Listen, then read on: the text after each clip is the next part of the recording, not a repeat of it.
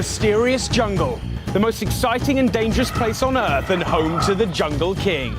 Brave are those that dare to challenge his might. The rewards are great, but the journey's going to be tough. Some of this team may not make it back.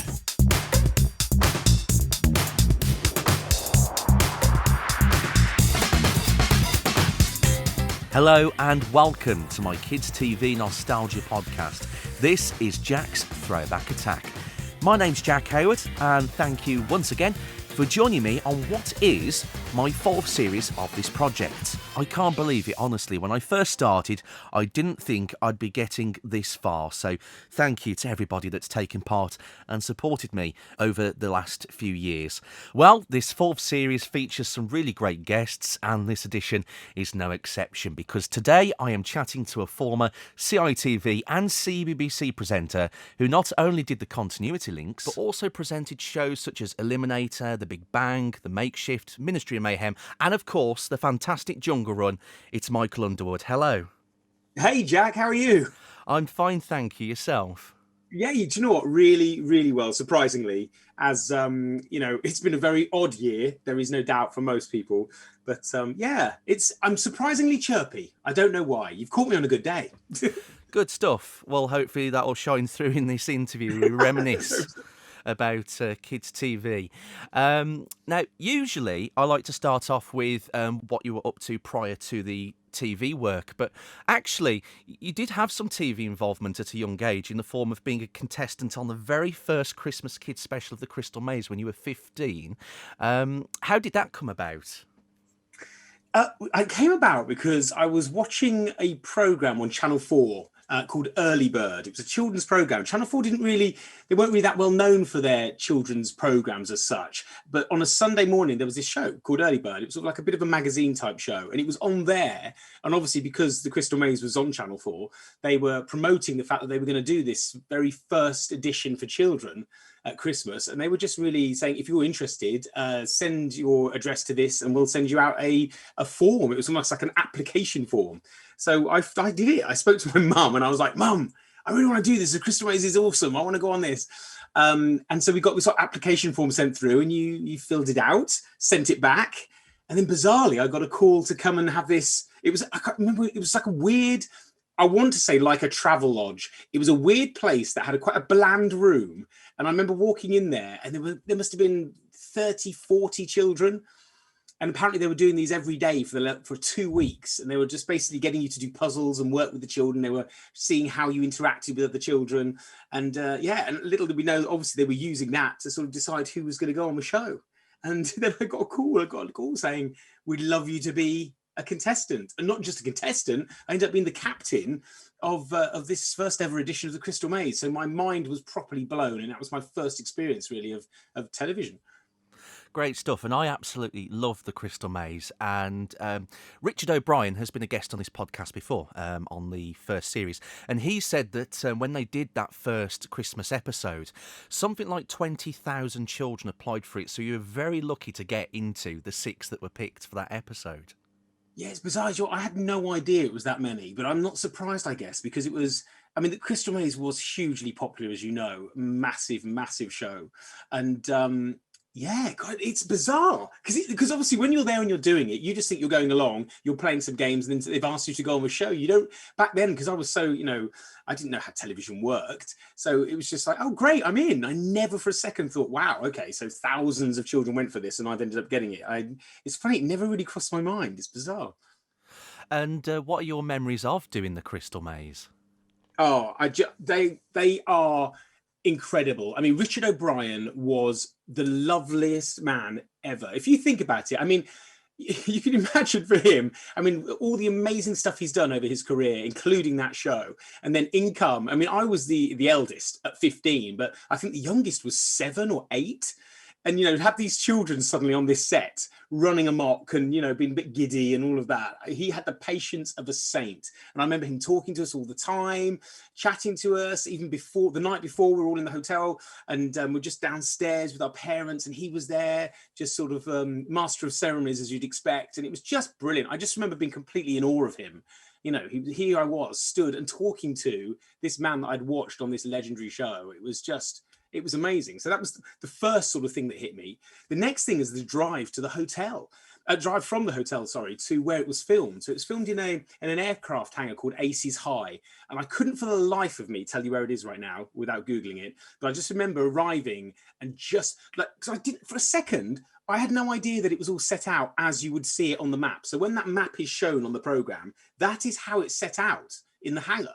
So you genuinely are traveling from zone to zone and going through those tunnels. I mean, it's actually, that part of it is a genuine, which for TV, which we know a lot of it is not what you imagine it's going to be, but it actually was as you saw it. So you felt like you were going into this amazing world of these incredible areas. And I remember just having a little walk around. Obviously, they wouldn't let you go through the game doors, but just walking around the outer ring of the set, just being like my jaw dragging along the floor, because it was like nothing I'd ever seen, and obviously nothing I'd ever imagined watching the program on television. It's extraordinary.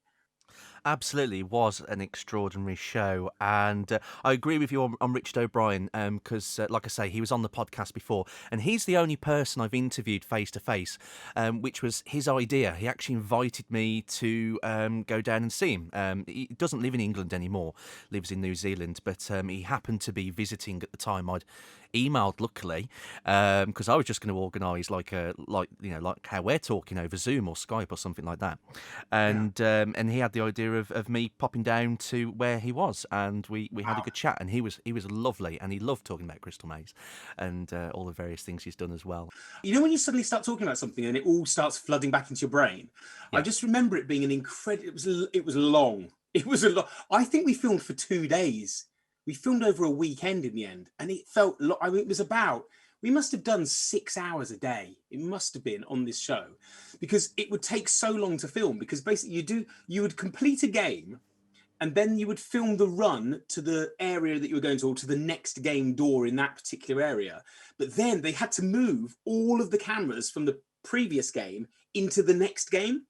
So it only had a certain number of cameras, of course. And so you would wait. There'd be at least an hour and a half between each game when you played it. So it was really bizarre. And you'd end up just being taken to a room. We were just taken to a room full of like Haribo and drinks just to keep our energy levels up so that we were still buzzing throughout the whole thing. But I just remember it taking a very, very long time and being quite surprised at that. Because again, of course, it was my first experience of television. So, you know, when you watch a show, you just think it's flying by and that's how it's done. But of course, I realised very quickly it takes a lot longer than that.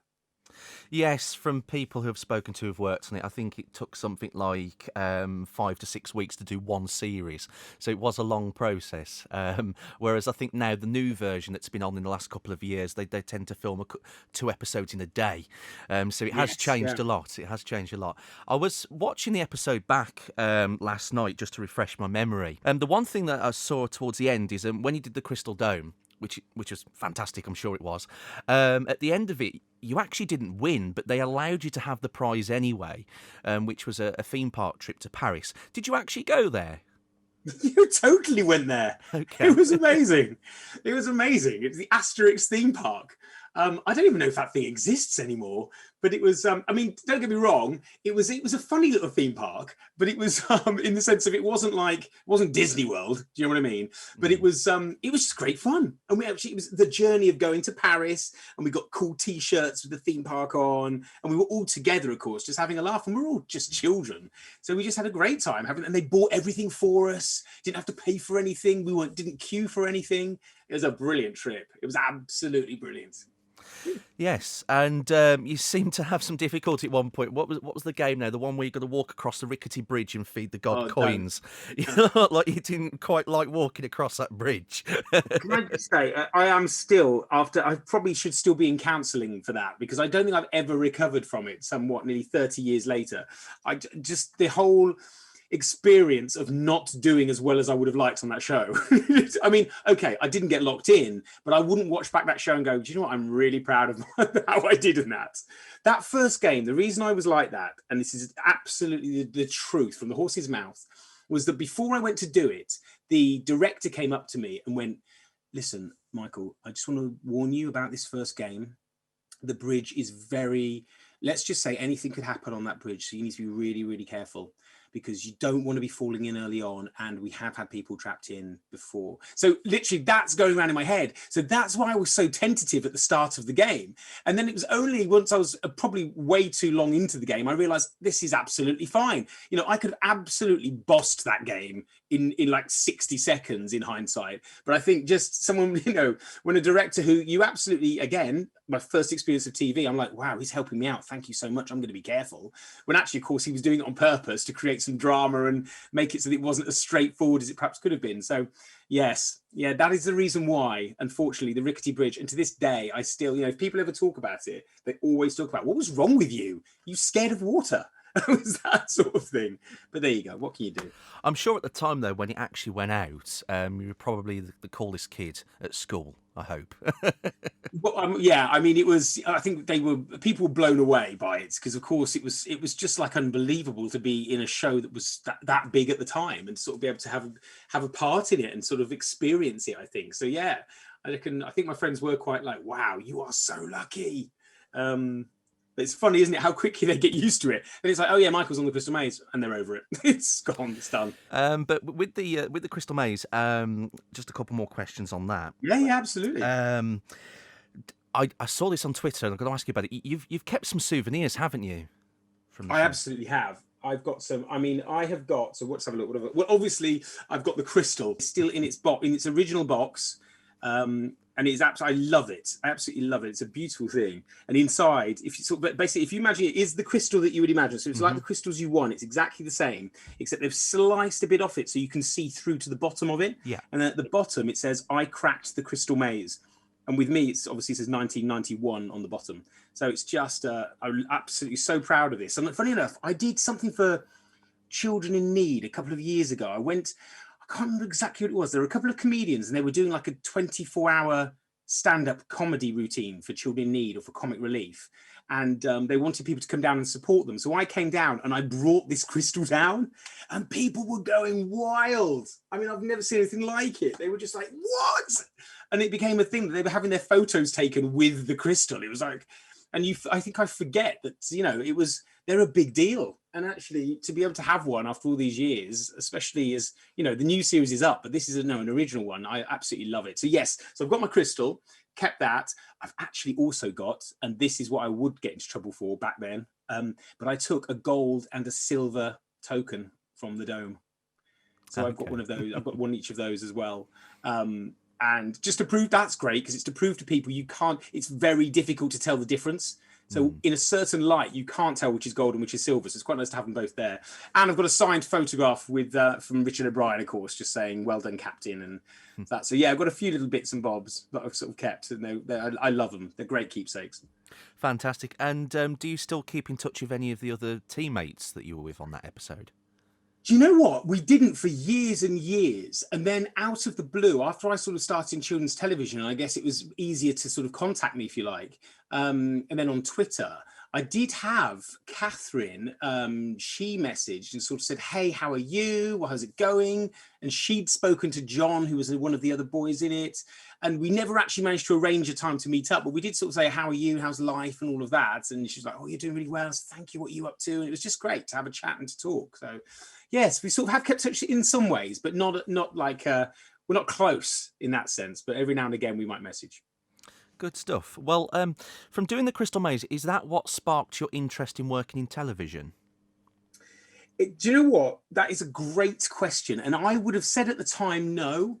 I was so adamant I wanted to be an actor. Like from the age of like 9 or 10, I used to sort of perform in productions at the local theatre, obviously at school. But, you know, I was being paid. I remember getting paid £100 for a 3-week stint in Oliver at the local theatre I was in.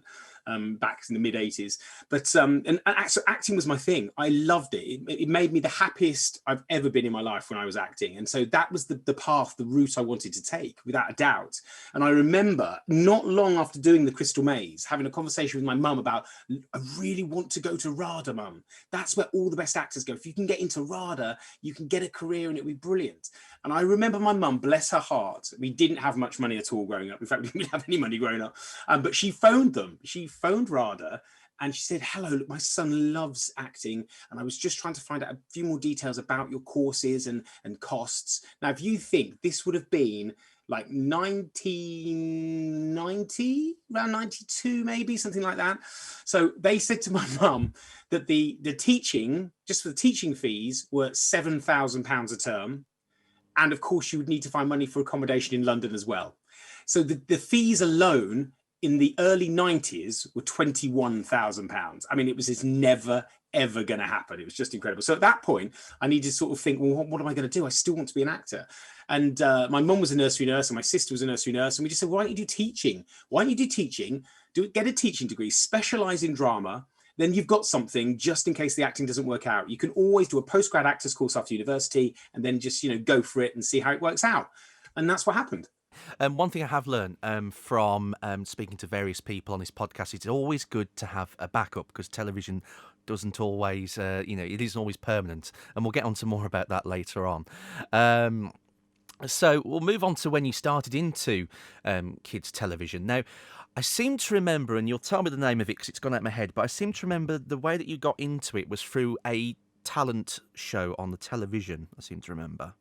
Yeah, well, it was a Saturday night show called Whatever You Want. And it was hosted by Gabby Roslin, who at the time she was one of the biggest Saturday night stars on the BBC at the time. And this show was huge. And basically what it was that they'd have lots of different opportunities for people who wanted a dream. So it might be their dream job. It might be they wanted to own a Dalek, or they might have wanted to appear in EastEnders or whatever that was. And then they'd have like 3 people who all wanted to have the same dream.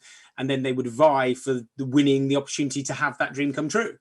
So that's really what it was. And the one that I sort of was in was to be a children's TV presenter, which sort of all happened by accident, to be honest. It was very odd how that came about, because actually before that, I'd sent in my stuff to enter a Blue Peter competition because Richard had just been sacked. Richard Bacon had just been sacked and they were looking for a new Blue Peter presenter. And so at the moment, I'd just graduated. I was working at a BBC radio station, just making cups of tea and answering the telephones, just earning a little bit of money because I wanted to start to save up for my postgrad actors course. And that's when I saw my friends sort of said, hey, why don't you send a video in? And it all sort of went from there. So I ended up sending a video in first too. The first video went to Whatever You Want, and the second video went to Blue Peter. And that's how it played out. And so I just made these 2 videos after borrowing a camera from a DJ at the station, went to Marks and Spencer's, interviewed some people about what they were buying for Christmas, just trying to be funny, asking mums, asking children, asking everybody, and then sent these tapes off to 2 different places. I don't know why I did it. I think it's partly because I was really encouraged by a couple of friends at the station who were like, you'd be great at this, you'd be great at this. And I was like, no, I want to be acting really. I don't really want to be doing presenting, but okay. And sent them off. And bizarrely, the first thing I got was the call from Blue Peter. So the Blue Peter thing happened first. And they sort of said, oh, come to London. Come and audition for the show. It'd be great. And so I went to London, had an interview, and then ended up being one of 4 people chosen for this Blue Peter job. And then they did a Blue Peter episode showing the 4 of us audition. And it was myself. It was Jake Humphrey, of course, he's a BT Sport now. It was Simon Thomas, who obviously ended up getting the job. And it was another guy, and I'm going, no, that's gonna be bad now that I don't remember the 4th guy. It will come back to me. It might have been Jacob. I can't remember. There's another guy. Anyway, the 4 of us. And so I missed out on it. And I wasn't so bothered. I loved the fact I had the opportunity. I loved auditioning for Blue Peter because, again, classic show. And then just came back to my radio station and thought, right, just need to finish this job off. And then I got a follow-up call. Now, I don't know whether it was because they'd seen me doing the Blue Peter audition, but they said, oh, look, we'd like you to come on to this Saturday night show. We think you'd be great. Why don't you come? You want to be a children's TV presenter? Well, sort of. Why don't you come on the show? So I did. Auditioned live on this show. The audience voted. And I won a 6-week contract on CBBC. And that's where it all started. So it's a very long story. No problem. Thank you for that. So the presenting job with CBBC actually lasted a bit longer than 6 weeks. It was a few years, wasn't it? Well, three years I did at the end at CBBC. So started in April 99 and left in, so I did 1990, 2000, 2002, and then left in 2001. It was, so just completing my 3 years. Yeah, it was amazing. I mean, it was incredible really, because it was only ever a 6-week contract, and to be honest, at first, it always felt like I was only ever going to be there because I won a show. So once that 6 weeks came to an end, or came close to an end, it was like, oh, well, we're going to renew you for another 6 weeks. And then, okay, another 6. So it just went on in bits. So I never really felt properly settled in that first year, because it always felt like at any moment it was going to stop. And that's that. Thank you very much. You've done your thing. Goodbye. So it was only after that very first year that they offered me another year contract following it. And that's when I sort of felt a bit more secure. And I think then, funnily enough, when I sort of see older clips, I feel like my confidence changed in that second year, because I just think, when someone shows that support in you, so when the CBBC sort of went, yes, we'd like you to stay for a year, and it wasn't that sort of piecemeal offer from that first year, I think it felt like I felt more comfortable, really, I think, and more settled. And I think it allowed me to grow much more as a presenter at that point. Good stuff. Yeah, there are lots of clips on YouTube of everything that you've been in, which I'm sure must be quite bizarre to watch back, but I'm sure also lovely as well. It can be. There are some funny stuff. There is a lot of funny stuff on there, and there's also stuff where I'm like, okay, wow, I managed to stay there for that long, and I was presenting like that. But anyway, there you go, I suppose. CBBC at that point, was it TC9, the one with the garden out the back? I seem to remember. That's right. Yes, yeah. It was. Yeah, it was TC9. Great stuff. And you presented alongside the likes of Emlyn the Gremlin, and also your now wife Angelica Bell as well. Well, that's right. I mean, Angelica started, a year after me? So if I started April 99, I think Angelica joined, I think, slightly longer, so a year and a half after. She started in 2000, Christmas 2000. And we presented together a lot at first. We went off on lots of trips together. We went to I remember going to LA when I had a bit part in Hollywood 7, you remember S Club 7's TV show? Yes, I remember that. So I played a pizza delivery man in that. It was hilarious. And we were doing a whole behind the scenes filming anyway. And so we flew to LA, and that was an amazing time. That's when children's TV had budget, and we were getting to do some quite exciting stuff. And so that's when we first met, but we didn't get together then. We were just friends really at the time. I think she might have been seeing she was seeing someone else at the time. So we didn't get together for a good 8 years after that. But we had an absolute blast, that's for sure. Great, glad you enjoyed it. And I also remember as well, because of course you didn't just do the bits in between the programmes, you did your own shows as well. I remember on CBBC, and I'm not sure how many people remember this show, but I remember a show called The Makeshift that you did. I don't know if you... I bet you don't expect anyone to remember that and bring that one up. Well, I mean, that is good knowledge. That is very good knowledge. Yeah, The Makeshift was, so it was a make and do show. The reason I remember The Makeshift is because I had the most ridiculous haircut for that series. Like twist, my hair was sort of like in twists. I don't know what I was thinking. I think I was trying to create some sort of identity of some sort. But it was a fun show. It was my first sort of proper show out of doing just presenting the links. And so I loved that part of it. And actually, it was quite a fun show. It was just like a fun, cool make and do show, which were massively popular at the time. And the show was great fun. And I think I would have continued doing it had I not left the BBC or CBBC at the time. I think Steve Wilson stepped in after I left and went across to the other side. But no, it was a great show. I loved it. It's funny when you say about the hairstyles and that. It doesn't seem that long ago, but it is at the same time. And some of the fashions and the hairstyles, you're like, was that really a thing? Yeah. Was that really a thing? Yeah, absolutely. And when you were doing the bits in between the shows, were there any programmes that you really liked seeing? Although you were by that point too old to be watching kids' TV, were there any shows on that you're like, oh, I'm glad to be presenting that one today and linking that one? I quite like that show or something like that. Well, yeah, I mean, I think, look, whenever we linked into Biker Grove, we loved Biker Grove was great. The thing is that when the shows went out, we didn't watch them. We sort of had to watch them in the morning. So we had to watch all our tapes in the morning to make sure we knew what the content of the shows was. So we'd come in early and get that done. So it'd always be the ones you really enjoyed, you'd watch first. So it'd be the Biker Groves or the Grange Hills, those sorts of shows. Miami 7 was it was always fun watching that because we knew the S Club 7 guys so well. They'd been into the show so often that it was always funny seeing them sort of doing their stuff.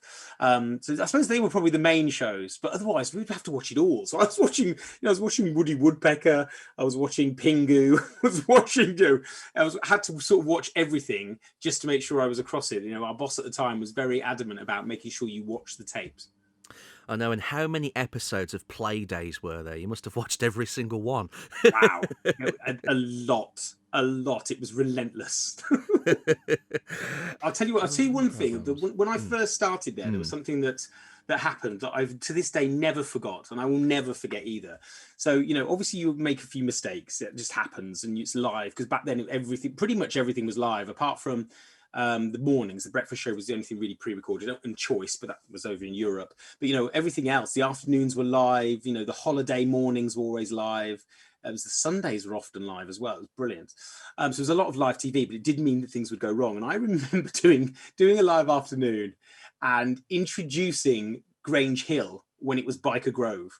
So it doesn't sound bad, but at the time it felt like an absolute disaster. So you'd be like, now on CBBC it's time for Grange Hill, and it's Biker Grove. And I just remember cringing, and I remember my producer coming in as the show was playing, and she went, "Michael, don't let it bother you. I know you're feeling a bit silly about it. Don't. It happens to all of us. You know what? You do it once and you will never do it again." And I went, "Oh, thank you so much." Anyway, the show finished and I back ref the wrong show again. I went, "There'll be more Grange Hill next week." And it was Biker Grove. I just couldn't believe it. It was like, I don't know. It was just a shocker. And I just remember looking up and the producer just looking at me. And I just giving me this slightly blank look. And I just remember thinking, oh, wow. Wow, if that hasn't just summed it up, I'm not sure I'm going to be here much longer than 6 weeks. It was, it was a classic mistake. But to that day, do you know what? After that point, I never introduced the wrong show again after that. I learned my lesson in the hard way. And you did quite a lot, because there was the mornings, there's the afternoons, the holidays, like you say. And I remember watching BBC Choice as well. That used to show all the really old shows on like a loop, didn't it? I remember that. Yeah, it was. And it was very, and this sounds like a thing you say, but it was actually apparently massive in Turkey. Like they used to love it over there. They used to get most of it would get exported over there. So had I gone to Turkey in the late 90s, early 2000s, it would have been superstar status based on those links. But the thing about those links were, they weren't that much fun to do. You would have, I was doing, we would probably do it over a couple of hours, and I'd be doing 45 to 60 links. Wow. And they'd be between like 5 seconds and occasionally 10 seconds. So 5-second links, and you think, oh, cool, that's easy. But honestly, it's so difficult to try and keep them different when you're doing, 60 links.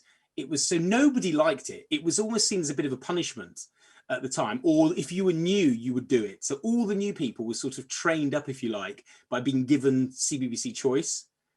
Everyone that is, except Angelica. She was one of the only ones that walked straight into the live afternoons. But everyone else, it was CBBC Choice. So I was doing that, and birthday cards. I became like a master of reading birthday cards. You give me 10 minutes, I'm going to get through a whole load of cards in an entertaining way. It became my thing, I think, reading out the birthday cards. But yes, it's funny, isn't it? When you sort of see it at the time, there were some brilliant moments, but there were also those moments where you're like, oh, please don't give me Choice again. I can't bear it. Yes, I do remember. I used to watch it. It was you just used to. It was, looking back now as an adult, it's quite obviously it was all pre-recorded, and it was all the links were very generic. Like they didn't actually reference the program at all. It was just this program's on next. This program's on next. There was no. And I think I'd wear a Choice T-shirt 9 times out of 10 that would say CB, just in case you weren't sure what you were watching. It would say it on my T-shirts. Just in case. I remember that bright yellow CBBC style. Yes, memories. And then, so after CBBC, you jumped ship to CITV. Any particular reason why you decided to do that? Well, do you know what? It's an interesting story, which I don't think I've ever spoken about, why I left CBBC. There was changes. So basically, in my final year, there were changes, and a new boss came in to CBBC. And this new boss had his ideas, and he wanted to change stuff up, as in a new boss of Prez, not a new boss of children's overall. It was just the presentation department. And a new boss came in, and he wanted to change things up again. So I remember him calling me into his office. And at the time, I genuinely thought he was going to say, look, we're going to renew your contract and would you like to do another year? I had no inkling at all of what was going to come. So I walked into his office all smiles and cheery. And he said, the conversation went something along the lines of, you know what, it's been great having you here. I think you've had a really good run. But I think now it's time that you thought about where you want to go next and perhaps what you want to move on to, and maybe think about where you're going to go from here, literally like that. And I remember just sat there, and that thing when you're hearing bad news, and you sort of zone out. And it all, like, the voice of the other person sort of blurs a little bit, and then you start getting sort of weird, sort of flashy dots in your eyes, and it was a horrible, horrible feeling. And I remember just sort of being quite numb and getting up out of the chair and walking up out of the office, thinking, "Oh my God, I'm not going to be here anymore." I honestly thought I would be here for 8, and I thought, what? Right? I was totally shocked, and it just came out of nowhere. And so I remember going, I think I might have gone to Angelica, and I might have said, "Angelica, I've just been to see the new boss, and he's told me he's not going to renew my contract." Angelica was like, "Why? Did he say why?" He said, "Well, no, he just thinks it's time for me to move on." And she was like, "Well, why don't you go and chat to the head of children's and see what they think?" So I did. I booked an appointment with the head of children's. I went in and I said, "I just want to let you know that I've just had this meeting with the new head of Pres, and he's just told me that they're not going to renew my contracts. Have I done something wrong?" And the head of children's went, "Well, no, to be honest with you, Michael, this is the first I've heard of it. I didn't know that was happening." And this was just before Christmas. And I was doing loads of live mornings over Christmas, and I was like, so I went, "Oh," and he went, "Look, just leave it with me." Anyway, we did Christmas, came back after Christmas, and then the head of Pres called me back into his office after Christmas and said, "Michael, so do you know what? You've done a fantastic job over Christmas, and I've been really pleased with what I've seen. And so, we'd like to sort of talk to you about renewing your contract." And at the time, I just thought, you know what? I don't think I want to work for you anymore, because you didn't want me 3 weeks ago, and now obviously the head of children's has had a word, and you're feeling like you're going to have to change your mind or whatever. And I thought, do you want to work for somebody who doesn't really want you there? Because at some point they're either going to give me all the rubbish things, or they're going to make it clear they don't like me. It just didn't feel right. And I guess it doesn't matter what job you're in. If a new boss comes in and they don't like you, and then suddenly they're saying, "Oh no, why don't you stay?" You've got to second guess it. And so I started just making some inroads. I remember sending an email to the head of CITV and just said, "Listen, can I have a meeting?" And she was like, "Yeah, come on in." Sat down with her, said, "Look, things aren't going forward at CBBC. I'm thinking of leaving." And she went, "Come to us. We'd love to have you." And literally on the spot, she said to me, "We'll pay you this much. I'll guarantee you 3 shows in the first year." And I was like, brilliant. And that was it. I mean, that was it. That's all I needed to hear. And I thought, do you know what? Why you want to work somewhere where you're wanted, don't you, I guess? And you don't want to work somewhere. As much as I love the BBC, I loved working for the BBC. And like Angelica, who's worked for the BBC for 20 years, I wish that had been me. I would love to have put that time in at the BBC. I love the organisation, and I learned so much there. They gave me that job. They helped me through, it's just brilliant, but it just wasn't to be. And so I'd left. And that's the absolute story of why I moved over to CITV.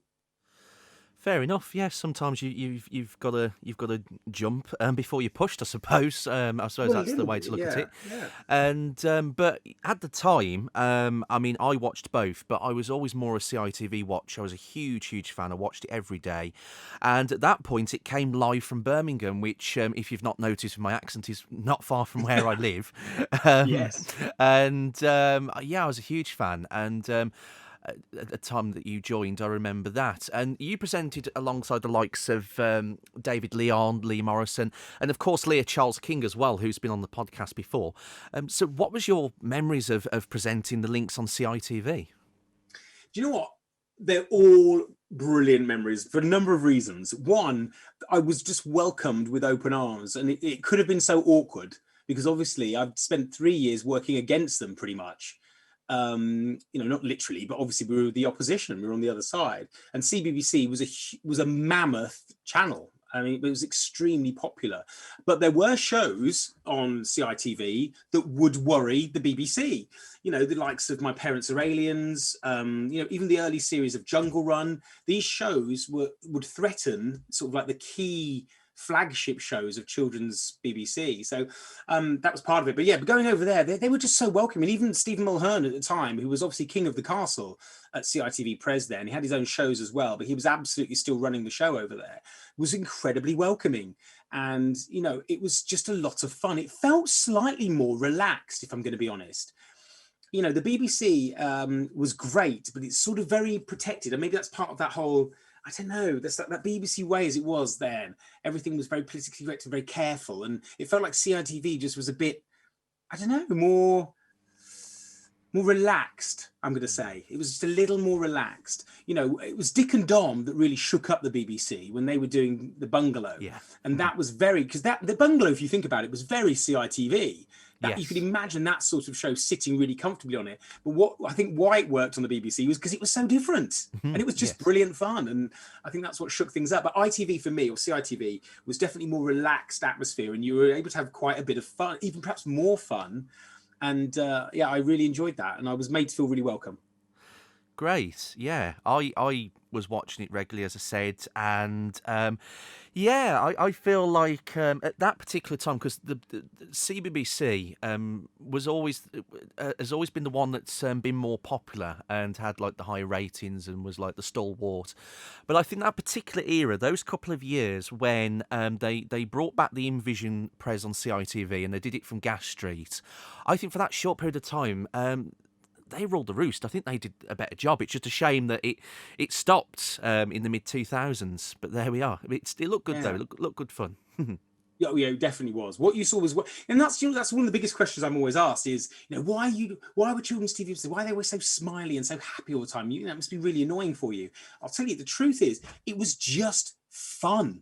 You got to remember, we were 20-somethings having the time of our lives. We were when the programs are on, we're laughing, we're joking. Just imagine when you were 20-something, what you would be like with your friends or your mates if you were just out and about and having a laugh. That's basically what we were doing, except we were on television and getting paid to have a laugh. So we were genuinely enjoying it. We were smiling because we were happy and because we were having a laugh and a joke, and we'd go out and we'd go and have food, have some drinks together. It was just fun. It was a great time. And I think that just came across on screen. So it wasn't forced or false. We were genuinely having a good time. Yeah, it really did. There was a clip that I shared on Twitter a while back, and I'll dig it out for you, that I'd found on a tape.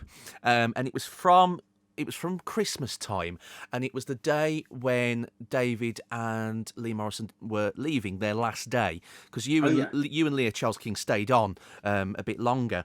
And there's this great bit, because I remember sometimes when a show was ending, you'd present over the credits, like green screened onto the credits of a show sometimes. Yeah. And the programme that was on was Tiny Planets, which I absolutely loved. And when the credits are rolling and it was playing that theme tune, what was it now? It used to go, bing and bong, heroes of the universe.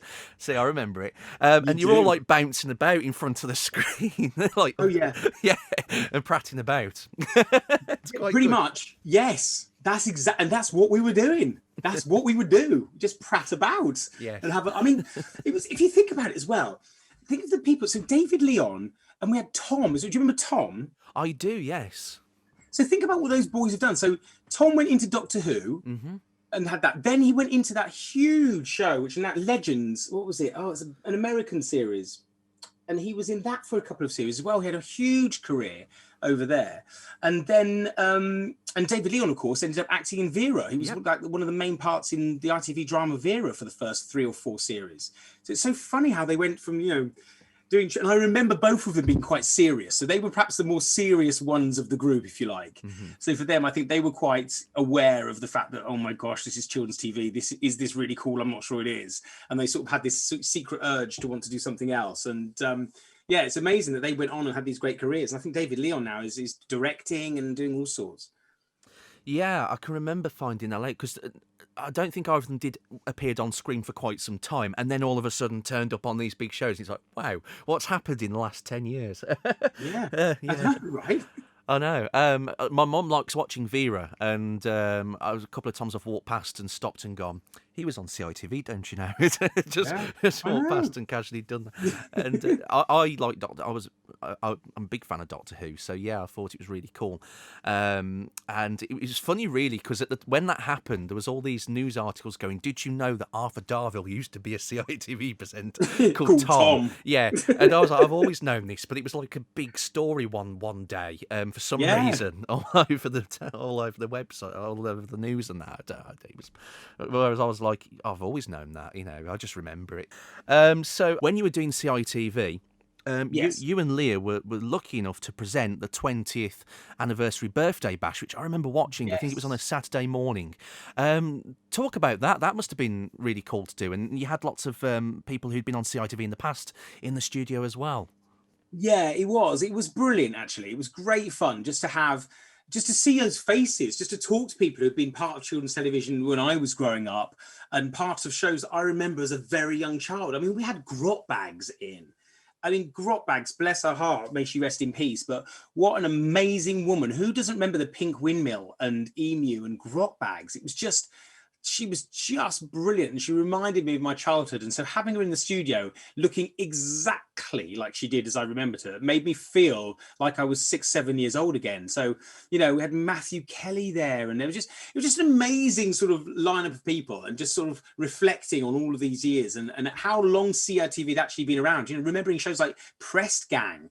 I mean, Press Gang was massive. Nightmare. I mean, we're talking about all of these incredible shows. And yes, it was just wonderful to sort of go, do you know what? Just reminding myself how lucky I was to be a part of that. And Leah and I just had the time of our lives. It was just a brilliant experience. Yeah, she did mention actually about the fact that because it was done in Birmingham at the time, and which is something I'm very proud of. She was saying about how like you couldn't walk through Birmingham at the time without children recognising you and parents. It was quite cool. Yeah, it was because, of course, back then, you know, TV was still basically not that many channels. And so you've got to remember, like, so when I was working on CBBC, for example, in those early years, we were linking out of, say, Blue Peter at 5:35 and into Neighbours. And at that point, there was 5 to 6 million people watching. And that is a huge number. If you think now that the CITV channel is probably getting 100,000, a few 100,000 at best, you know, then there was a lot of people watching the television. And so, yeah, you were sort of spotted an awful lot when you were out and about, because of the sheer numbers that were seeing you every day. You were on their screens, whether you were doing holiday mornings, whether you were in the afternoons, you were on all the time. We were on nearly every single day of the week. So yeah, and it was the same at CITV. You were doing so much, and people were watching. So many people were watching back then because they didn't have the Cartoon Network and all of that business.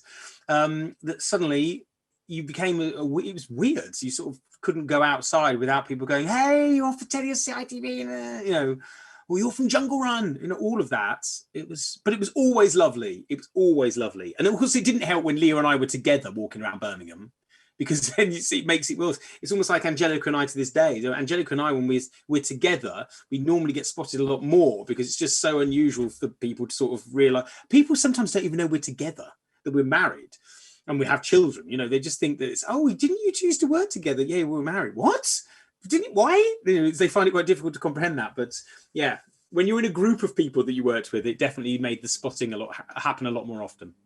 Cool. And I hope you like Birmingham. I used to love Birmingham. I used to love it because I spent a lot of time there. You know, it was great fun. And Leah had been there a lot more than I had, obviously. So she was showing me around all the sites and the best places to get a curry. And you know, it was great. Yeah, we had a wonderful time. Fair enough. So when you were doing CITV, and you mentioned that they said that you could present some of your own shows as well. We'll go on to the main one in a bit, and I think you know which one I'm on about. But one show that you did do that I really liked, and I thought it should have ran longer, was Eliminator. I thought that was fantastic. Loved that show. I loved that show. It was just a little bit different to anything else that had been around at the time. And I mean, yes, okay, the concept on paper is a little bit odd. The idea that children are basically going to be stolen. Should they lose, they get stolen by this scary looking character who basically looms behind them and follows them around a board. But it was great fun. It was great to film. I always got massively positive reactions about that show. People just loved it. So it did 2 series. Do you know why it ended? Have a guess why you think it ended. Why do you think it ended? I mean, I know around that time, pretty much everything was ended, because I think it was because the junk food ads were banned or something like that. That's what I've heard from a few people. Like the budgets. Oh, let me tell you. The reason Eliminator ended was because the head of CITV. So the head of CITV changed. So after I joined, that lady had gone, and it was a new head. He didn't like Q&A game shows. Right. Okay. And I remember him telling me, oh yeah, because I said, look, what's happening? We're gonna go into series 3. We're gonna do this, and he went, nah.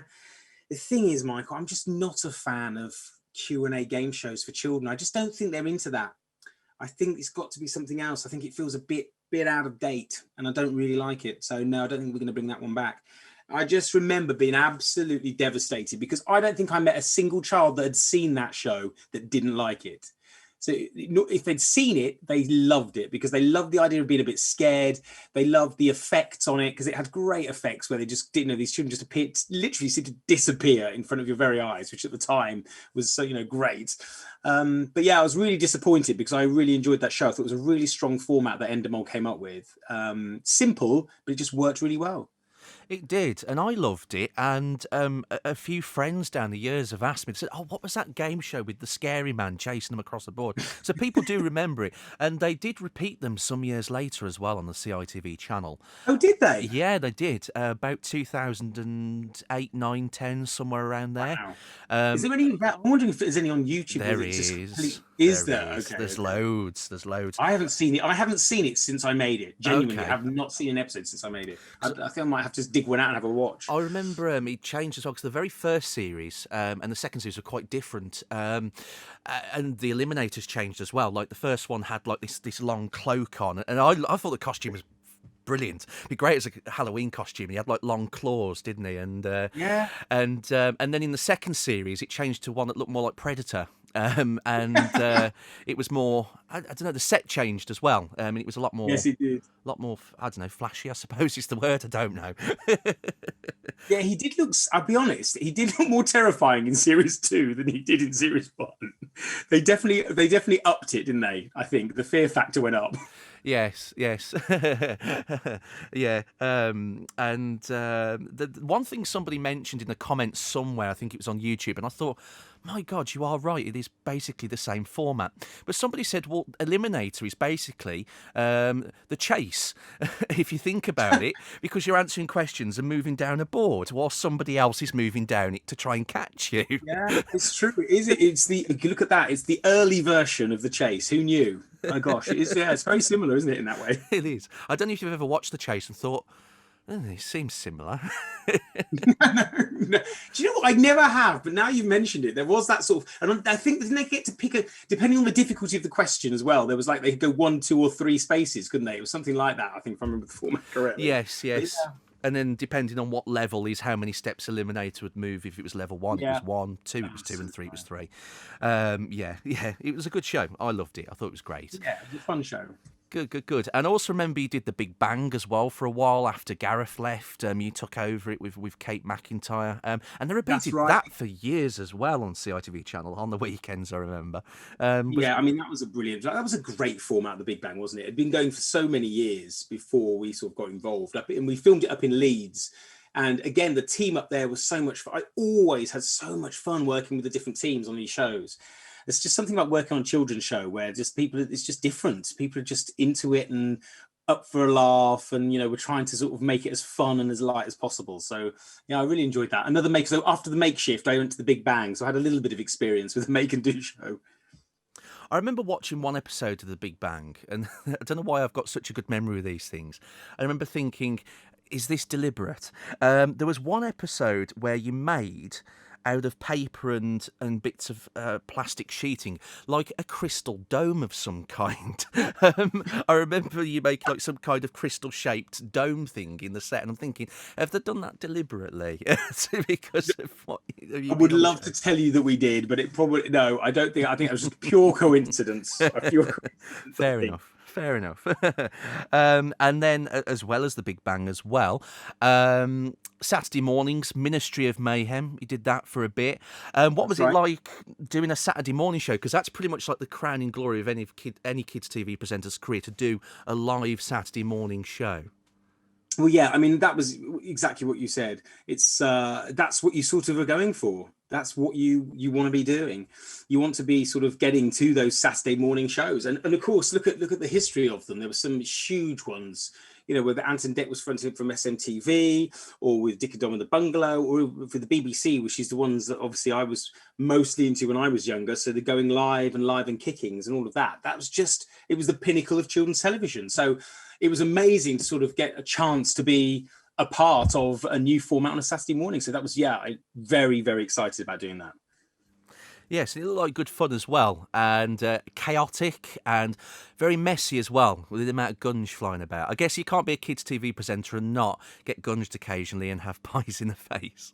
Oh yeah, it's a standard, right? That's just the standard rule of children's television. You have to get messy. Something has to go on. And that show, actually, I mean, Mayhem. I remember thinking at the time I remember the conversations we had before the show started was, well, we're called the Ministry of Mayhem, so we've got to make sure we are creating some sort of mayhem, so we don't just look like a weak show that's claiming to be mayhem, but actually there's not much going on. Which is why the ideas were quite out there. Whether you had like the Ram Ray, where you're sort of throwing him into doors and doing nonsense like that, or Cakey Skate, where you've got Holly dressed up as a French maid firing cakes off a skateboard into it, just the most ridiculous thing you can imagine. But it was quite fun just sitting down and going, what should we do? And see what's going to work. So, it was a lot of fun, that show. Good. Yeah, you do watch some of it and you think, would you get away with that now? I'm not too sure. Yeah, exactly. I think the answer to that would probably be no. I remember that one of the closest things, I think, when we skated really close to the edge on that show was when we had do you remember we had the German scientist? Yes, the Doc. Who would always do these sketches. Yeah, Doc. We do these sketches with Stephen, and his tagline was, "That's fact." As in that is a fact, but he would just say that's fact, and it would always come in and sound like he was saying something else, and that was always close to the bone. In fact, whenever that sketch was on, you never knew exactly where it was going to go, because the guy that played Doc was just brilliant, and also with Stephen, the pair of them were just dangerous. Yeah, that's one thing that, looking back, you don't realise, like how much stuff was close to the knuckle and the double entendres and stuff like that. You don't realise it at the time when you were watching it as a kid, and then you're like, oh my god, how did they get away with that? That's right. When they did that documentary over Christmas, looking back at SMTV, I didn't realise how much it really skated close to the knuckle. It was crazy. Yeah, they really pushed it. Which is, it's hilarious that they did, but it's just funny how when we look back now, I think, okay. I also remember as well there was an outtake that was on It'll Be All Right in the Night, or those kind of shows, where Holly opened a door and smacked you in the face. Yeah, that looked really painful. Horrible. Properly smacked me really hard. Basically, these doors, obviously not solid. So when you put your foot there, the top of the door would just bend. And that's basically what happened. So the gag was to make it look as if she hit me in the head by putting my foot there, bang the foot, and then it looks as if it's hit my head. But obviously the door is so weak and flexible that it hit my foot and just bent straight into my face and genuinely knocked me to the floor. For a moment, I thought this is it, done. I'm going to pass out on live television. But that clip still sort of creeps back in every now and again. It does. I thought it was a genuine accident, actually. So you've taught me something there. I didn't know. It was. Oh, no, it was an accident. She wasn't meant to hit me with it. Oh, it was meant to look like she hit me with it, but she did hit me with it. You see what I mean? Fair enough. Yeah. The gag went wrong. So we'll move on then to the CITV show that you're probably best known for, and the one that I've been dying to talk about for the last 40 minutes. We've got there now. So you presented Jungle Run, which was a fantastic show. You were the third person to present it after Don Wood and Chris Jarvis, but you did it for the longest time, 4 series. It was an amazing show, and also perfect for somebody who had been on the Crystal Maze prior to present that show, because the show was a little bit similar, wasn't it? Well, yeah, it was really similar. But do you know what? It nearly didn't happen, me getting that job. Because, again, the same guy who was like, I don't like Q&A shows, so we're not going to renew Eliminator, also was the guy who said to me he didn't want me going for Jungle Run. Because I remember going into his office and saying, I really want to do Jungle Run. I want to do Jungle Run, because I knew Chris wasn't coming back. And I just remember him saying to me, no, I just don't see you doing that. I don't see you doing that show, Michael. I just don't think it's you. I think, the Jungle Guide has to be quite serious. You're very smiley. You're very upbeat and very happy. You need to be, I just can't imagine it. I said, listen, trust me, I can do this. This is not, let me at least audition for it and show you that I can do it. And he was like, fine. If you want to audition for it, fine. But I'm just letting you know now, you're not on my list of people I'm looking at. But if you want to audition for it, go and audition for it. So went off and auditioned for it and just did, and sort of, I just went for it, basically. I went for it. And I went for it totally differently. So I watched how Dom had done it in the early series. And obviously Dom's series was very different because it was super colourful and they were collecting bananas and it was a different type of show. And, you know, he was doing magic in between links and it was a very brightly coloured show. It was very different. And then when Chris came in, so that was, I think, series 1 and 2. Then when Chris came in for series 3 and 4, it became a little bit more serious. So we lost the bananas, we got the monkey statues in and became more of the show that you sort of are seeing now. And Chris, again, is quite upbeat in his delivery. And it was very much, I felt, it was still very Chris, which was great because Chris was a huge children's TV presenter. But I thought I was going to always come at it slightly differently. And I thought, okay, he thinks I'm too smiley for it. So I'm going to go in for the audition and I'm going to be a little bit more tough on it. So I'm not going to be as polite to the children. I'm going to give them a bit of a hard time. I'm going to be a bit like, come on, this is serious. Let's go. Like tongue in cheek, but still taking it seriously. And that's how I did it. And I think it just won them over. I think they liked the fact it was a very different take on it. And they thought, let's roll the dice and give them a go. So, yeah, I had to work hard for that one, but it was worth it because hands down, that is my favourite experience of all my years on children's television was doing that show. Brilliant. Yeah, I loved it. And so do so many people. And it's so well remembered. There's lots of episodes on YouTube and people, there's that many memes that go around about it. There was one I saw recently. It was just a picture of the monkey statue, and it just said, "If you don't know what this is, I don't want to know you, or you're too young to know me." And then there was another one, and it was a picture of like the children getting trapped in a temple, saying, respects paid to those still trapped in the temple of the Jungle King, or something like that. But yeah, it was a great show, and it was quite harsh, really, because if they lost, they didn't get any prizes. There were actual genuine tears on the show, and like you say, you were sometimes did give them a bit of a telling off for doing rubbish. It was. Do you know what? I've genuinely. I keep saying genuinely. If someone says genuinely, you always think they're about to tell you a lie. But last week, I started playing them to my children who hadn't seen it up to this point. And they sort of started watching them. I put it onto YouTube and they watched one and they started watching another and another. And of course, I'm working around the house and hearing it as it's playing out and going, oh, I can't actually believe I said that to these children. So I'd be quite tough. I'd be like, well, you got 30 seconds of time, which to be fair is not good. straight out, nice and cold. Or I'd be saying silly things to them like, water doesn't travel up water. What are you so water doesn't travel uphill. What are you doing?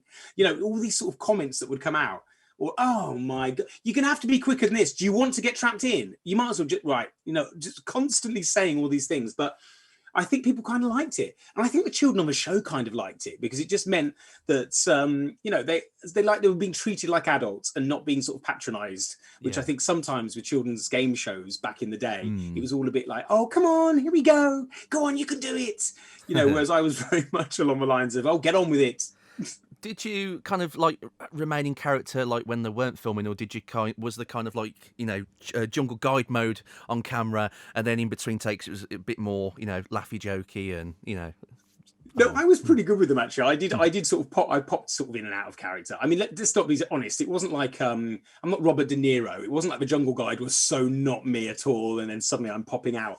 But I would obviously chat to them because I'm with them a long time. And I think the children, as I did when I did the Crystal Maze, were quite sort of shaken by how long it takes. It's a 22-minute show, and it would take 5 hours to make.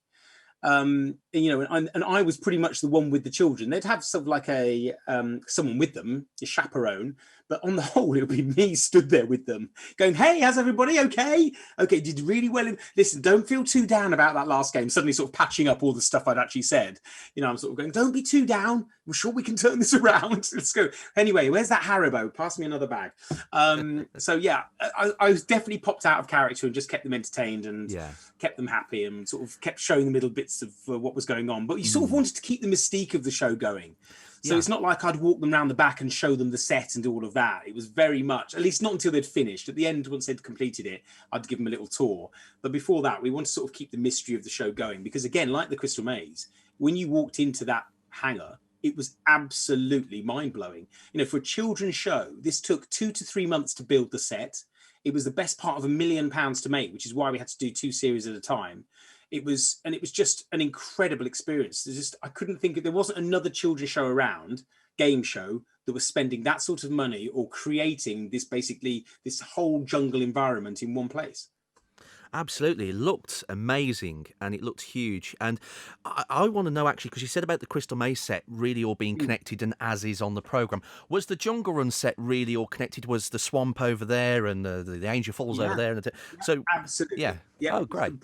Yeah, you could genuinely run around the whole place from one part to the other. And you could go, so Angel Falls was set up, the swamp was set up in another section. It was just beautiful, and obviously what's hilarious is that there's a switch, you just turn the waterfall on and off, which is brilliant. But it was just amazing. And when I look back at it now, because I really have not looked at it for so long, when I see some of the episodes, I forget how good the set was. It just looked amazing. And actually, all TV trickery. I mean, I always used to get into trouble with the props guys because I'd put my hand through the rocks, because the rocks were basically just high grade aluminium. It's like big tin foil. That's pretty much what it was. So I'd keep, every now and again, I'd forget and just put my hand on it and lean on it and go through it. And they'd be like, Michael, it's not actually rock. You need to stop leaning on the set. You're going to destroy it. So there'd be a lot of that going on.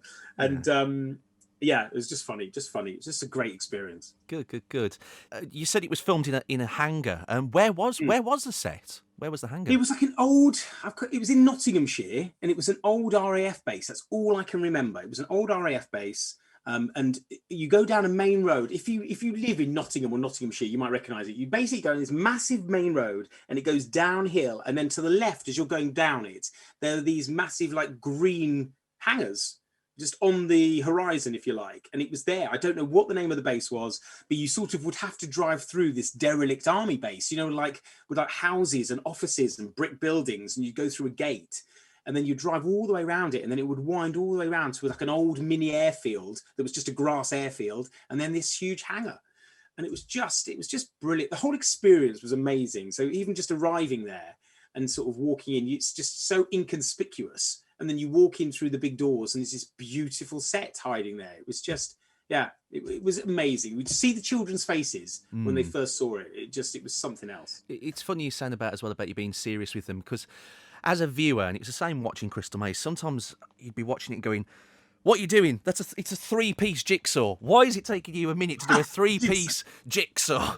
What are you doing? The time's running out. Get out, for God's sake. They repeated, when CITV turned 30, and they did show one episode of Jungle Run.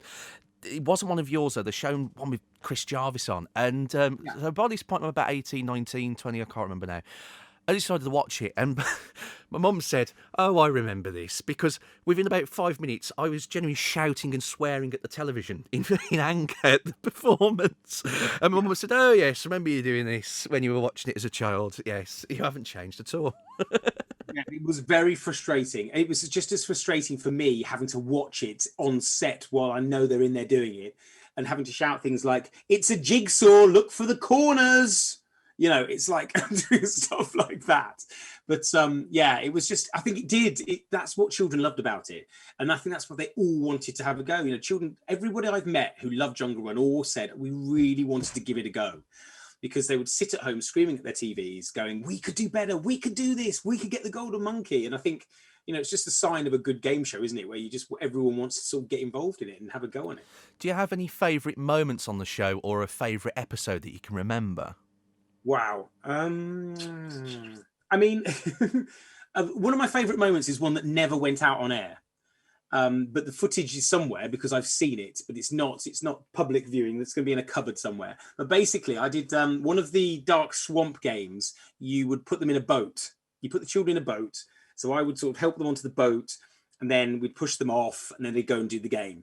And there was one, and again, me being tough jungle guide. So I got them on this boat and gave them with my foot, gave the boat a little kick out. Anyway, it just flipped the whole thing over. And all 3 children went into the water under the thing. And it was like every panic alert, the diver came out and got into the water. They were fine, but it was just this hilarious moment of me basically trying to kill these 3 children by kicking them out in a boat, accidentally, of course. But it was such a funny outtake. I remember the director, the producer, calling me into the gallery and going, "You need to watch this. It's funnier than you think it is." And it was just a brilliant moment. But of course, it never made it. And I don't think it even got. They were so worried about how it would look that they never even sent it to like outtake shows. But watching it was honestly, I was crying. It was funny because it just made me look as if I was trying to sabotage this poor team. So that's definitely something that sticks with me. But I think, any of the teams that did incredibly badly, I remember one where the three children got locked in, and one of the team members was really quite feisty about it. So I'd be like, "You ran out of time," and he was like, "No, I didn't." I was like, "Well, you're locked in." So it's sort of like that sort of moment. But I think any of the ones that got lipped in, and I think I remember having a conversation with one of them through the tummy of the Jungle King as it closed, and just sort of going, "What happened?" And he's like, "Oh, we didn't get out in time." "No, you didn't, did you?" Just that sort of thing. So those moments are fun. And we also had celebrities in. I used to love the celebrity ones. We had the Olympic champions in, didn't we? I think we had a show with you and Thomas. Yes, and Mark Foster, I think, was in that. Yeah. And they absolutely, I mean, they've just destroyed the show. It's brilliant. Yes, I remember. Came in, just got nearly every statue and just stormed it. But it was just really nice to see, again, these Olympic athletes actually having the time of their lives, swinging on ropes and dropping into Angel Falls. Because that was the great thing about the show. Whether you're an adult or a child, you still had the time of your life when you were there. It was like going to a theme park and just getting to do the coolest things. Yeah. So, I have all of my memories of that are positive. I loved it. It was hard work. It was definitely the hardest work I had to do in my presenting career, but it was the best because it was just brilliant. Because we were doing 2 a day. Yeah. We were doing 2 shows a day. So it was quite hard work. It was a lot of filming, working with a lot of children, doing a lot of running around, but it was brilliant. Yeah, you're going on about the Olympics one. The brilliant moment in that episode that I remember is they did so well in the temple that they walked out. They had that much time left that they slowly walked. And there's this great line that you come out with. I'm not sure if you remember it, but watch it on YouTube. And you say, "They've got time to stop for a coffee here." Because literally just having a moment. Actually, you know what a funny one was? A memory I do have is with Leah. Yes. There's a great Leah did an episode, and she was freaking out about getting her hair wet. Yeah. I remember that. But I cannot get my hair wet. And then when she was in the water, she's literally just screaming. I mean, she was always known for screaming. She's brilliant. But she was hilarious on that show. Yeah. I could watch that episode again and again and again. We spoke about that when she was on. It was the CITV presenter special. And I said, well, I'm going to be honest, you were all frankly terrible. Well, what can you do? We can't do much. We can only talk. That's it. Yeah, there was quite a few celebrity ones. There was the Corrie one, and I remember there was a Christmas one as well with a boy band on, and the jungle set was covered in tinsel. That was an unusual one because I seem to remember they did a music performance in the middle of the show, which was just weird. Strange, but there we are. It was weird. I couldn't even remember what they were, what band they were. Triple Eight. Triple Eight. Goodness me, good memory, good knowledge. Yeah, I do have a good memory on it.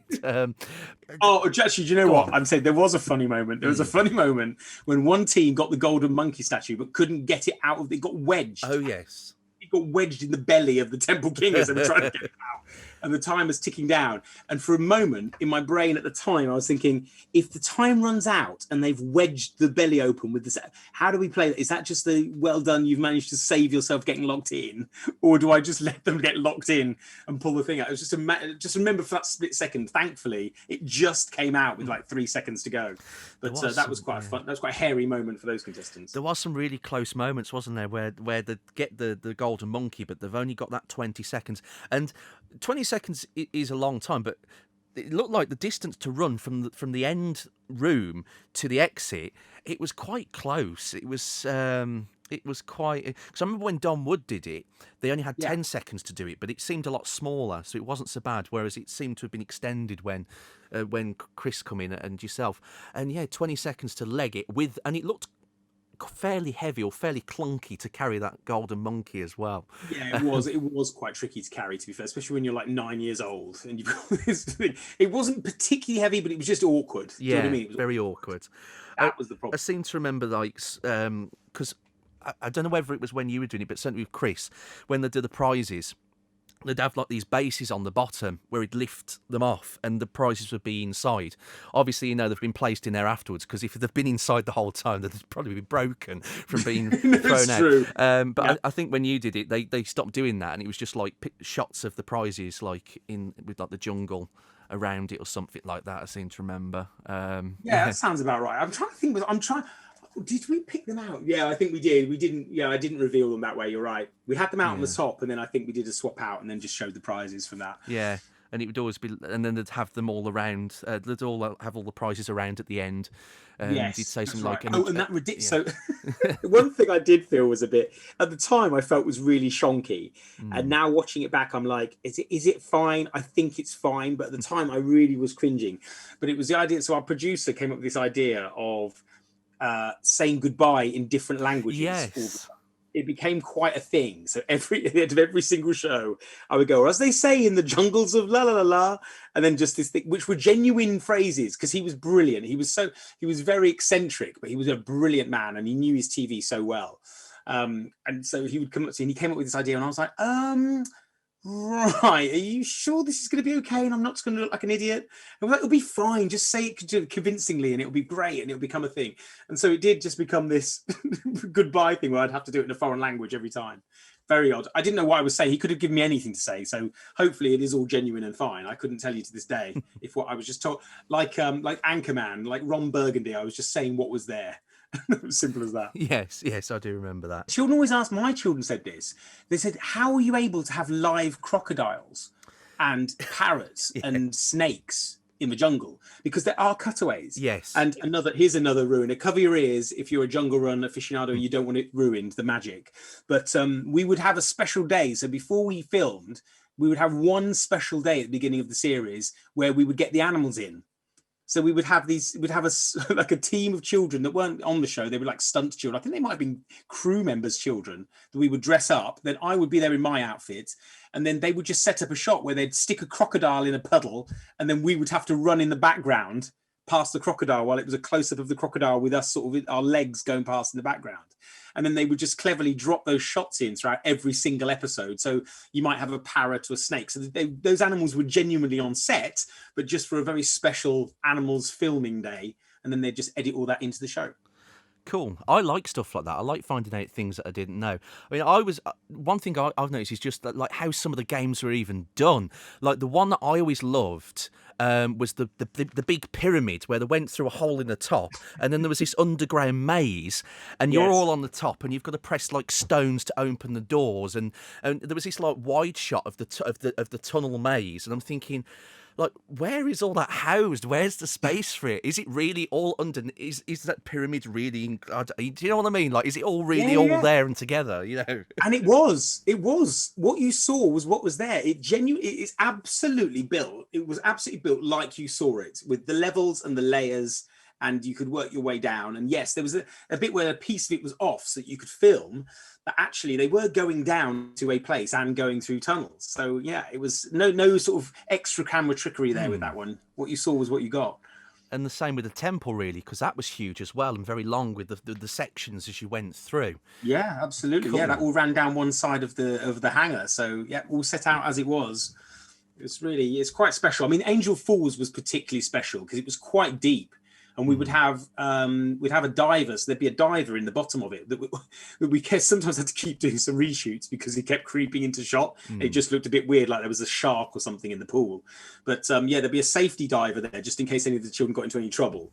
But it was just a beautifully crystal. It just felt like it was a genuine place when you were there. But obviously, it was basically a big swimming pool with a waterfall in it. But it was just so well made, so beautifully made. I mean, it was brilliant. The money was all on screen with that show. Absolutely. I always wondered as well, and whether you want to give away this secret or not, I don't know, but I always wondered who on earth were the two people in the Sid and Elvis costumes. I asked a contestant a while back who was on the Don Wood version, and they couldn't. They just said, "Oh, it was two females," but they couldn't remember who they were or anything like that. No, it's not two. Well, it might have been on Dom's one, but it definitely wasn't on my 4 episodes. And I don't think on Chris's. It wasn't. It's two guys. I'm not going to. I won't. They're first of all, they were fantastic performers. So the two of them were actors, but also specialised in what we'd call skin work, I guess, is what you would call it. But they were just brilliantly funny. They came up with all of those bits themselves. So everything you saw when they're doing all their silly little things, they pretty much came up on the spot. It would be like, so the director would come out and go, right, we'll need about 30 seconds from you guys. Do something funny with a coconut and a stick. Off you go. And they would just come up with these little routines. And so they were great fun to work with. I absolutely loved it. And they made it fun as well, because obviously it would have just been me knocking around the set on my own. But to have those boys there, they were just great fun and just made it. And it also came to a thing where they were lobbing coconuts and it became quite personal. And so every now and again they'd sneak a coconut over to me because they were like these foam coconuts. But when they were filled with, for some reason, they were foam coconuts that somehow absorbed the water.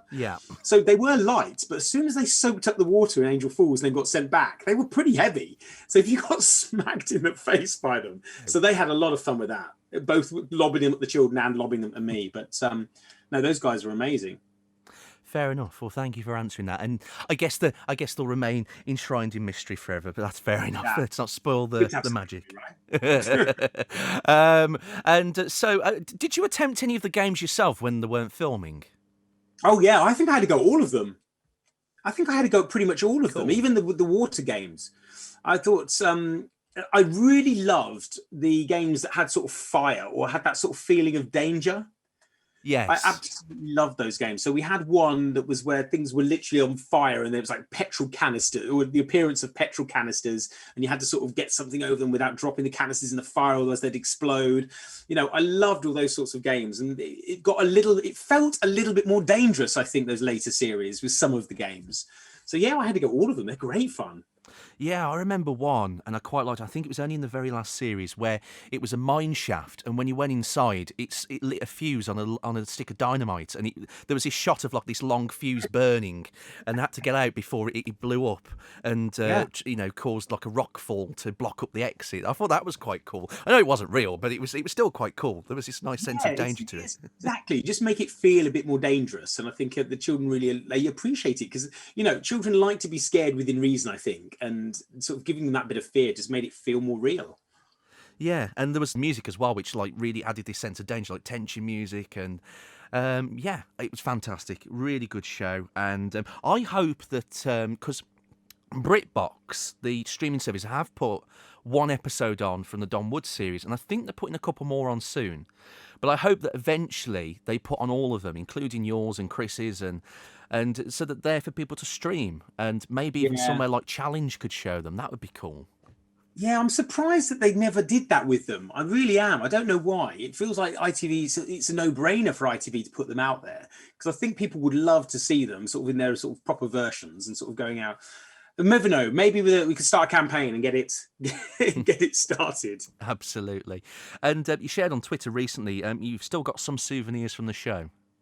Yes, yeah, absolutely. So, we didn't know it was the final series at the time, but for my series, so series 8, it would have been, the props guys just gave me a silver monkey statue, and they basically bespokely added extra paint to it, and just made it look really cool. So I thought it was quite exciting. But then somebody on Twitter went, "Why didn't they give you a ruby one?" I went, "That's a fair point. Why didn't they give me a ruby one?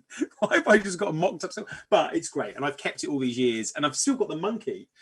The interesting thing about the Jungle Run monkeys were that you could buy those monkeys anywhere. The only thing that was bespoke was the T-shirt. So it had a Jungle Run it wears a Jungle Run T-shirt, and that was what made it bespoke. But otherwise, you could pretty much go to any normal toy shop and buy the monkey itself. But so I've got one of those as well. I've got the original monkey too. Oh, did you know? Here's a fact for you. Do you know who it is that plays the boy in the opening titles? That's a good question, actually. I have wondered. Is Chris Fountain. He was in Hollyoaks. He came second in Dancing on Ice. You'll know, if you Google him, you will know him. He was quite a big name, and still is. He still acts quite a bit. But Yeah, if you Google him, you will spot him. Well, thank you for that. I didn't even think to ask that question. Do you know what didn't date very well with Jungle Run? The prizes. Yes. They haven't dated, but mini disc player was one of the top prizes. Yes, That absolutely. didn't date very well, did it? No. The Game Boy Advance. If that isn't showing our age, when a Game Boy Advance was the handheld games console that everyone wanted. Wowzers. Yeah, I remember really wanting one, and I got one quite late, actually. I remember, like, everybody had the Advance, and I still had a Game Boy Colour for ages. And then eventually I did get an Advance, and I think by that point everybody was getting the DS, so I couldn't win. He's like, oh.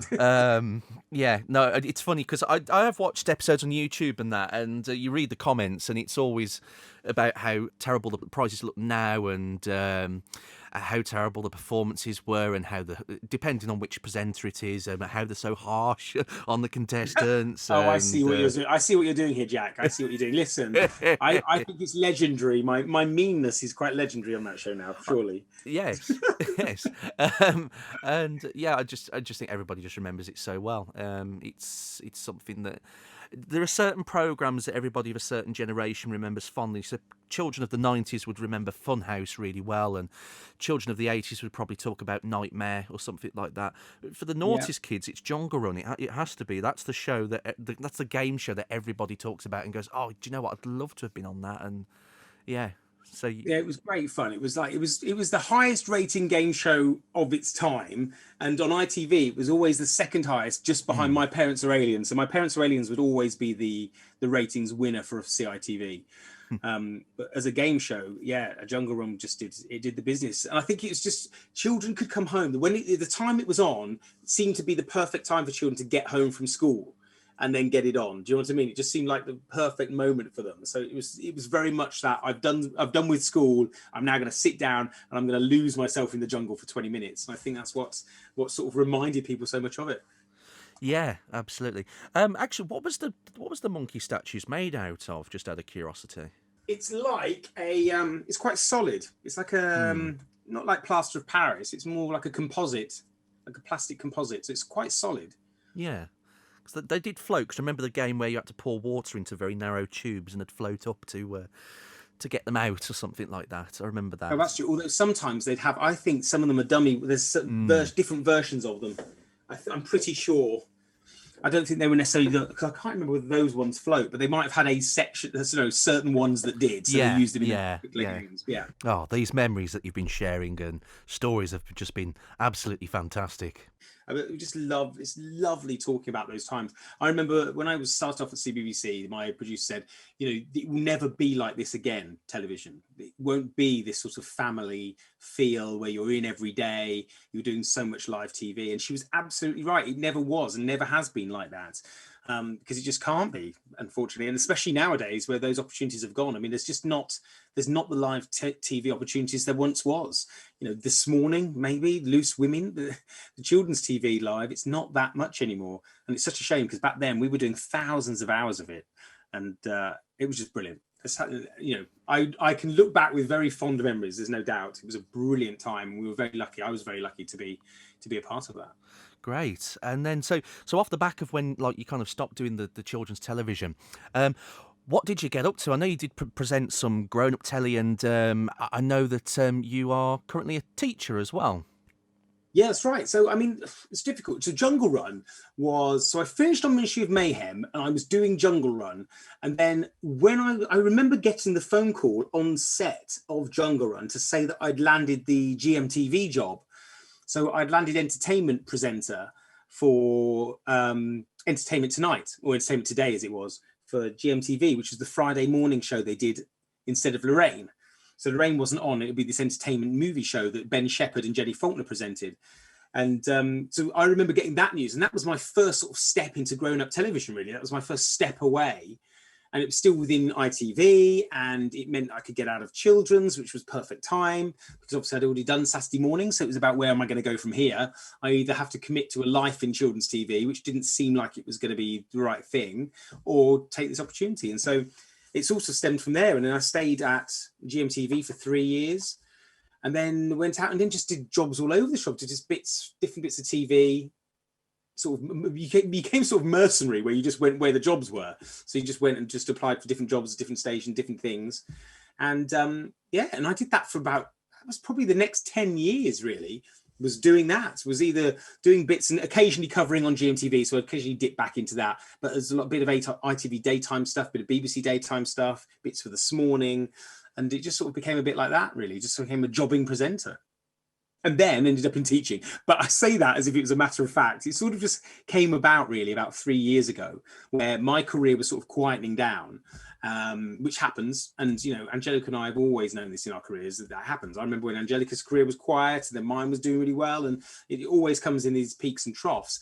But it came to a point now where obviously we had 2 children, and my career was quietening down. Angelica's career was thriving. And I had a choice. Do I just sit at home? And, once the children started school, I had to think about, do I sit at home waiting for the phone to ring, or do I try and be a bit more proactive? And that's why I thought, well, hang on a minute. I've got 20 years experience in broadcasting. I've got a teaching degree. So maybe I should approach schools and talk about, maybe I could work for them and help with their children's confidence, or work with presentation skills, or, think about how I can use my skill set to work with children. And it sort of started from that. And that was about just over 3 years ago. And now I'm still at that same school, a form teacher now, working Monday to Wednesday, and absolutely loving it. Absolutely loving it. It's brilliant fun. And it's something very different, but it works perfectly for me. And it means I can still go and do so. I'm still doing my Virgin Radio show at the weekends. And as and when bits of TV crop up, if it fits in between my teaching, then I do it. And the opportunities are still there every now and again. So it's worked out well. I think for my own mental health, it's worked out well, because TV gets to a point where you start I definitely got to a stage where I was watching television thinking, why am I not doing that show? Why is that person doing that show? Why haven't I, and it was not healthy at all. And I think you need to sort of take control. And that's what I did really. I took control of my career, control of my life, and decided I want to make decisions about what I'm doing next. And that's what I did. And I've been a lot happier from then on in with, stepping away from television. Maybe it's temporary, maybe it's not, but I feel right now I'm in a good place. Good. We shall see. Hopefully, maybe one day you'll make a return. But if you don't want to, then that's fair enough. Jungle Run, if they bring that back. Bring it back.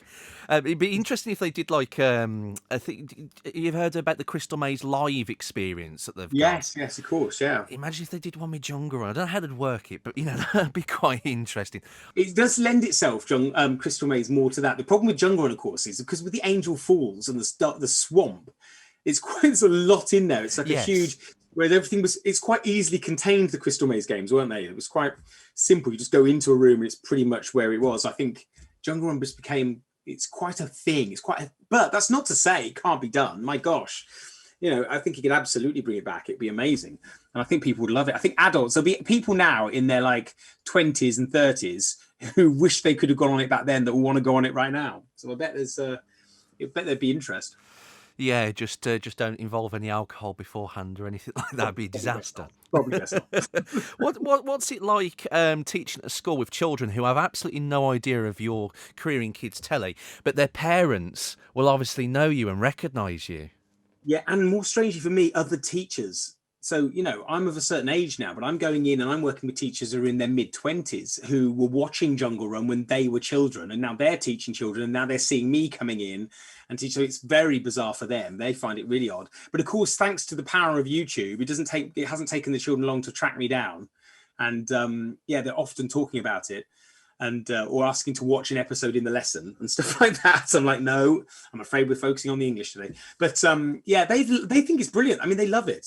They love it. They think it's great fun. They can't quite believe it. And actually, I think it's quite, some of the children look at that and they think it's quite calm. They're a bit like, oh, is that what it was like back then? But yeah, they really enjoy it, actually. They really enjoy it. And they love, because I've always been quite energetic. And I think they quite like the fact that I'm quite very enthusiastic and engaging. And it's, they really enjoy it, I think. Yeah. Absolutely. And I think with Jungle Run, actually, apart from the prizes, I don't think it looks that dated, to be honest. It still looks like it could have been made, last year, perhaps. Yeah, it's true. It is true. I mean, compared to something like Eliminator probably hasn't dated well with time. But yeah, I think Jungle Run, I think you're absolutely right. Because it was so well made and the sets were so well built, it could have been shot, not that long ago. It's quite... And that's why it's frustrating. It'd be a shame to. I really would love to see an episode broadcast properly so that we could see it in all its glory. Because obviously, YouTube, you don't get to see it as in the quality, do you? It's not quite as crisp as you'd want. It'd be great to sort of see an episode in its HD glory. Absolutely. Well, if CITV don't do it, then Challenge should. They have shown stuff like Funhouse, so why not Jungle Run? So if anybody wants to find out what you're up to, you're on Twitter, aren't you? Yeah, absolutely. So at Mikey Underwood on Twitter, or on Instagram at Michael Underwood Teach. Fantastic. And Michael, it's been an absolute joy chatting with you today. Thank you for sharing your memories. Not a problem, Jack. It's been great. It's been a long time coming. So no, I've really enjoyed reminiscing. Thanks so much. Thank you to Michael for sharing his memories there. I really enjoyed that chat. And also, thank you goes to Leah Charles King as well for helping make this chat possible. And thank you for listening. The next podcast will be out next month, so look out for that. And until then, I'll see you soon.